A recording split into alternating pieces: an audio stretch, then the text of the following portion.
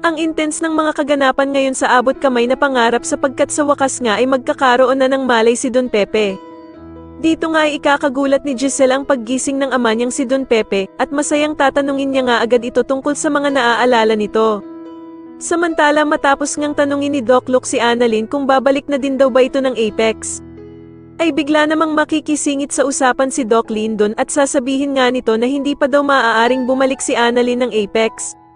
Sa kabilang banda naman ay ikakabigla ni Giselle ang mababalitaan niya kay Doc Robert na pabalik na nga daw ng Amerika ang anak nitong si Justin at balak pa nga daw ni Eric na hindi na sila muling bumalik ng Pilipinas.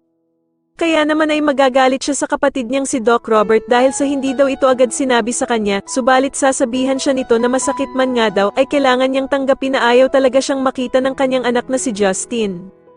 Samantala sa kalagitnaan ng pagtatalo nilang magkapatid ay makakarinig ng good news si Giselle dahil sa tatawag sa kanya si Annalyn para sabihing mag-uumpisa na ang children's party at naroroon pa nga daw ang anak niyang si Justin. Kaya naman ay biglang magugulat si Giselle at agad nga siyang mabubuhayan dahil sa nalaman niyang ang hindi pa pala talaga nakakaalis ng bansa itong anak niyang si Justin.